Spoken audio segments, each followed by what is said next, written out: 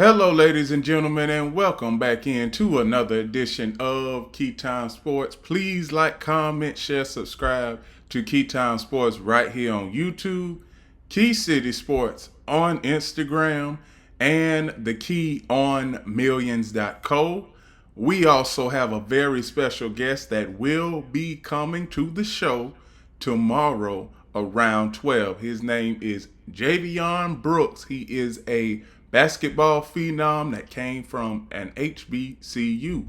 So now, here is my profile so that you will know it's me. Here is my media feed for all my different segments, other football segments, and previous segments throughout the entirety of the football season. And here is my merchandise. We are going to have new merchandise at the end of this month. And the first game that I am going to cover is the Boston Celtics and the Milwaukee Bucks. Now, last night, Giannis Antetokounmpo made his return after suffering an injury that put him out for 15 games. This was the first time that he played since January 15th. So now, once we look at the Boston Celtics, and this is pretty much going to be a quick 2-game segment because I got to get ready for the 3-game segment that we are going to have tonight, and I am going to tell you all who the 3 games that I'm going to be covering tonight so that you can be prepared for tomorrow. But first, the Boston Celtics. Pretty much balanced starting 5, and on the bench, Peyton Pritchard had a game last night. Sam Hauser, 14 points in 29 minutes. Nikola Vucevic, 26 minutes, 10 points. Derek White, who is always a 3-point specialist, he had 18 points in 34 minutes. Baylor Sherman, 10 points in 25 minutes. Hugo Gonzalez, 18 points in 35 minutes. Bench production, Amari Williams, 2 minutes, 0 points, and that's pretty much nothing to be worried about because he hardly ever gets in the game. Luke Garza, 20 minutes, 7 points. Peyton Pritchard, 34 minutes, 25 points, and he was very efficient from the 3-point line last night. He was 5 of 10. Ron Harper Jr., 15 minutes, 6 points. John Tanji, 2 minutes, 0 points. Jordan Walsh and Max Shugler, 16 minutes for Jordan Walsh. Max Shugler, 2 minutes, 0 points. And that is how the Boston Celtics won this game. Now, the Milwaukee Bucks, I got to say this. So, Giannis Antetokounmpo, 25 minutes last night, 19 points. Great in his return back. Ozami Dean, 30 minutes, 13 points. Miles Turner, 19 minutes, 5 points. Kevin Porter Jr., 31 minutes, 8 points. AJ Green, 18 minutes, 0 points. He only had 3 shots, so he was inefficient, and they didn't give him the ball that much. Bench production, Bobby Portis, 23 minutes, 12 points. Thaddeus Antetokounmpo, 2 minutes, 0 points. Pete Nance, 15 minutes, 6 points. Jericho Sims, 22 minutes, 3 points. Gary Harris, 13 minutes, 6 points. Gary Trent Jr., 2 minutes, 2 points. Cam Thomas, 11 minutes, 2 points. Amari Jackson Jr., 5 minutes, 0 points. And Ryan Rollins, 24 minutes, 5 points. Now, one thing that I can say about the Boston Celtics is that I broke some news yesterday about Jason Tatum. Now, I'm going to come on here and say that Jason Tatum is reportedly scheduled to play Friday night versus the Dallas Mavericks. Now, that is a report. All things are pointing to Friday. Now, if Jason Tatum does come back, his minutes restriction reportedly will be 20 to 25 minutes. I think that it should be 15 to 20 just to get his legs up under him, his feet up under him, and you don't want to bring him back and he plays 35 minutes and he just came back from an injury. You don't want to do that. So, efficiency wise for the Celtics last night, they were 41 of 95, 43%. 3-point percentage was 40% to the Milwaukee Bucks, 36%. Offensive rebounds, plus 10 for Boston. Defensive rebounds, plus 3 for Boston. Assists, plus 13. Blocks, plus 3. Turnovers, 16 turnovers for the Milwaukee Bucks. And 11 turnovers for the Boston Celtics. Points off of turnovers, 19 for Milwaukee, 12 for the Celtics. Bench production, fast break points in bench production, plus 7 for the Milwaukee Bucks. Points in the paint, 34-22. Largest lead of the game last night for the Boston Celtics was 31. Largest lead for the Milwaukee Bucks was 7. Now, one thing that I'm going to say is that the Milwaukee Bucks are on the outside looking in. They are, and with only, let's see their schedule, with only 20 games left. Let's see the remaining schedule. With only 22 games left, they are going to have to go on a winning streak and win, I would say 13 out of the final 22 games to even be considered in the play-in tournament. Now, I'm going to say this. I'm going to go back to the standings in the East. Now, you see where Milwaukee is on the outside looking in. The Chicago Bulls are on the outside looking in. So, Milwaukee and the Bulls, if either one of these teams go on a 7 or 8 game winning streak and the Charlotte Hornets lose a couple down the stretch, it could be Milwaukee and Chicago, Milwaukee or Chicago in that final play-in tournament spot. But right now, Milwaukee, do I see them making the play-in tournament? No, I just don't, because right now the Charlotte Hornets have a 4-game lead and the Charlotte Hornets have a 5-game lead on the Chicago Bulls. You haven't done anything out of the ordinary this season. Everybody expected the Chicago Bulls to be in the play-in tournament. The best case scenario for the Chicago Bulls is to be in the play-in tournament. Worst case scenario, they don't make the play-in tournament. And for the Milwaukee Bucks, throughout the entirety of this season, it's all been about if Giannis is going to stay or is he going to go. We still don't know if he is going to stay or go, but he did have an interview during the middle of last month and said that he likes where he's at, but that's just for right now. Let's see what he is going to say in late June, early July. Because if the Milwaukee Bucks lose Giannis Antetokounmpo and he goes to another team, the Milwaukee Bucks will be in the same boat as all of these other teams that they are in front of. Chicago, Washington, Brooklyn, and Indiana. But we all know that Indiana, they are going to have a better season next year with the return of Tyrese Halliburton. Now, one last thing I can say about the Boston Celtics.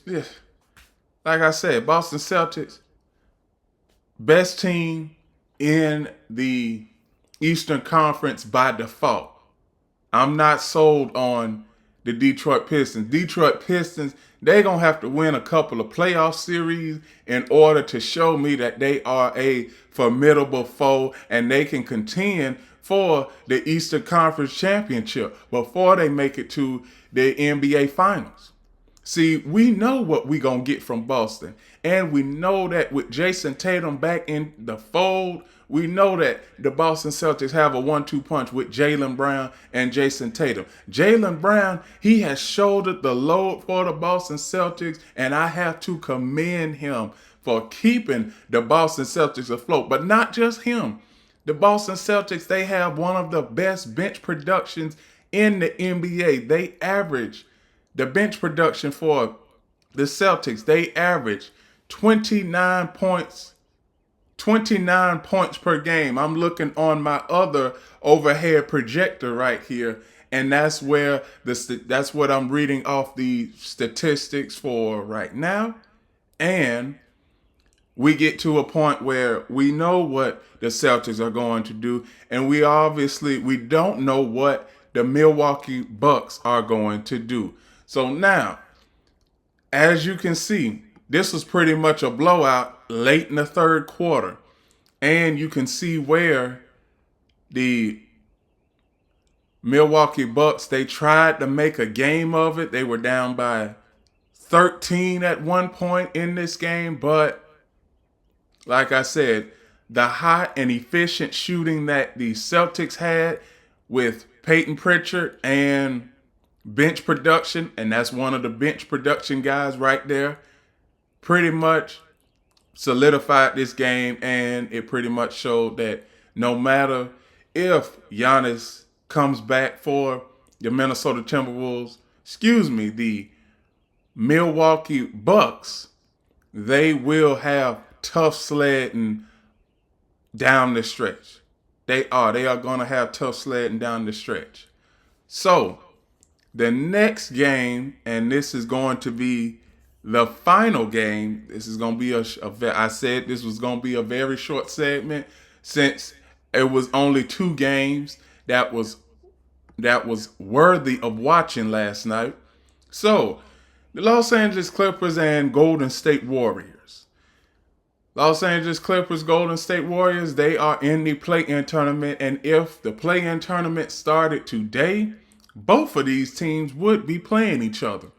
So, before I get into all of that, for the Clippers, Kawhi Leonard, 29 minutes, 23 points. Derrick Jones Jr., 24 minutes, 9 points. Brook Lopez, 6 points, 24 minutes.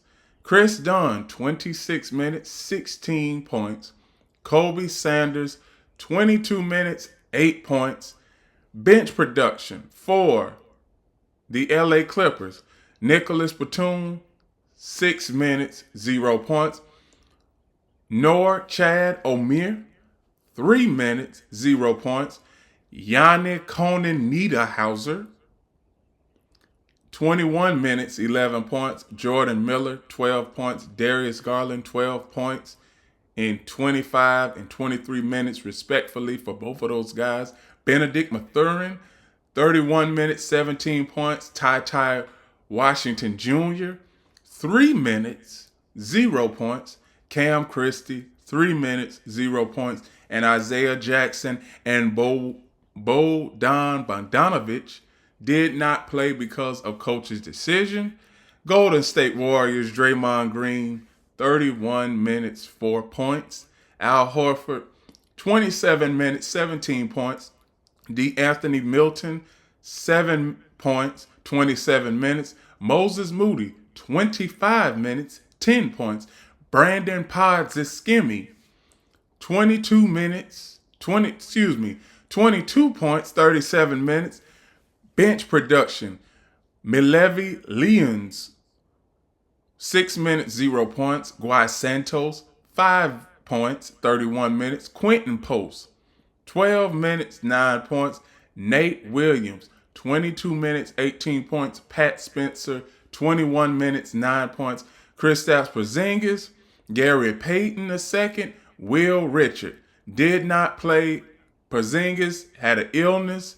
Gary Payton The second had a left ankle injury, and Will Richard had a sprained right ankle and did not play.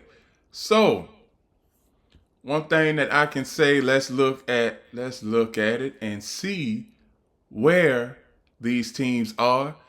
Golden State is in the 8th spot in the West. The Clippers are at the 9th spot in the West. So, what did I said this a few weeks ago, that the Clippers and the Warriors, they would be playing each other in the play-in tournament. And that is if the Clippers don't go on a winning streak. Now, we already see where the standings at the bottom of the play-in tournament have fluctuated. Portland is now at the number 10 spot. The Clippers are at the 9th spot. So, if the play-in tournament was to start today, Phoenix would be playing Portland. Golden State would be playing the Clippers. So now, coming down the stretch, when we look at both of these team schedules, and I want some, yes, put it up there, guys. Thank you. Here is the remaining schedule for the Clippers, LA Clippers. So, tomorrow night they have Indiana. That should be a win. Friday they have San Antonio. Then Monday, this coming Monday, they have New York, Minnesota, San Antonio again on the 16th.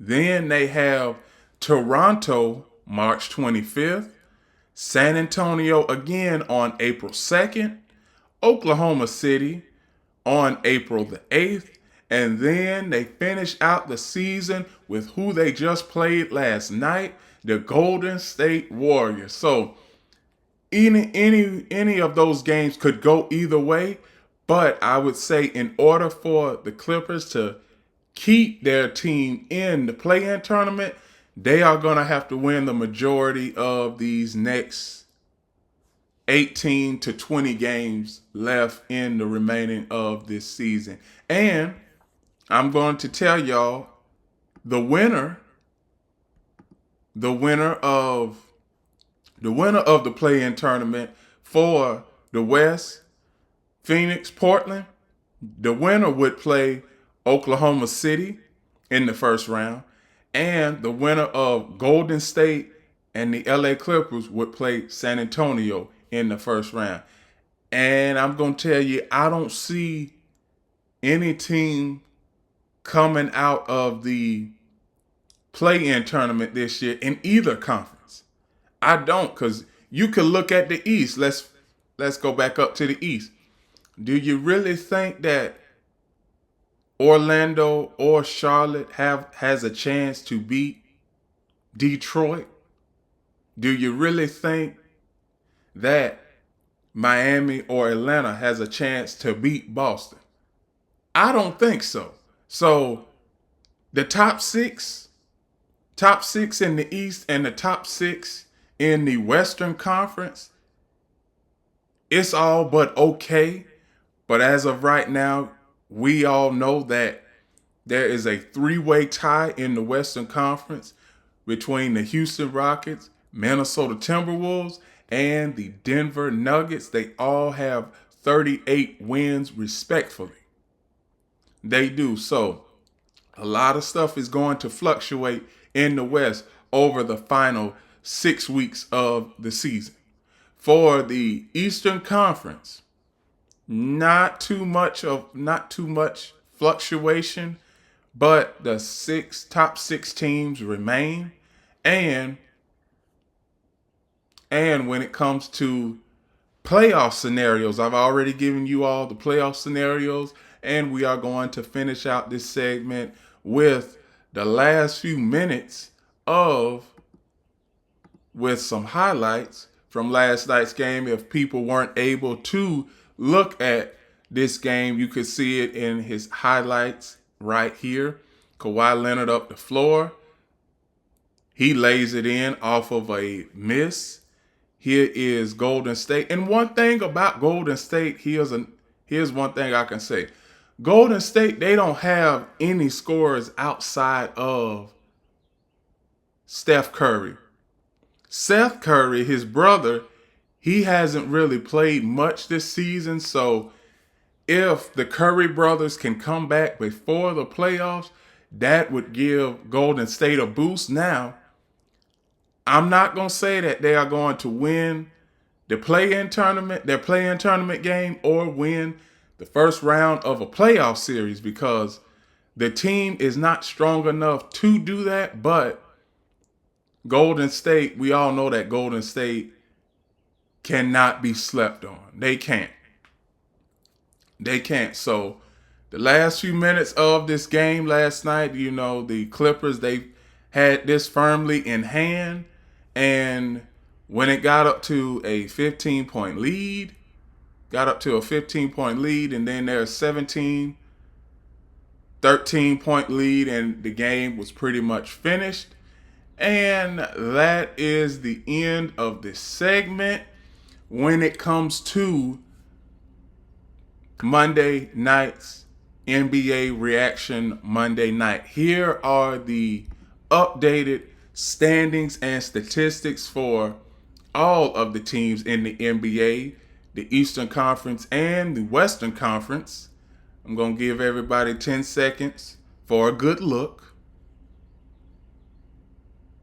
Remember, everybody, please like, comment, share, subscribe to Keytime Sports right here on YouTube, Key City Sports on Instagram, and the KeyOnMillions.co. Here is my merchandise. We will be rolling out new merchandise at the end of this month. Here is my profile so that you will know it's me. Here is my media feed with all the other segments that I've done, all the other basketball segments that I've done. And this segment is going to go up as soon as I finish, and it will be available for you all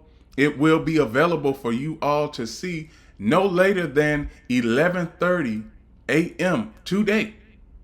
And remember, everybody, one last thing. Remember, the key is always on time.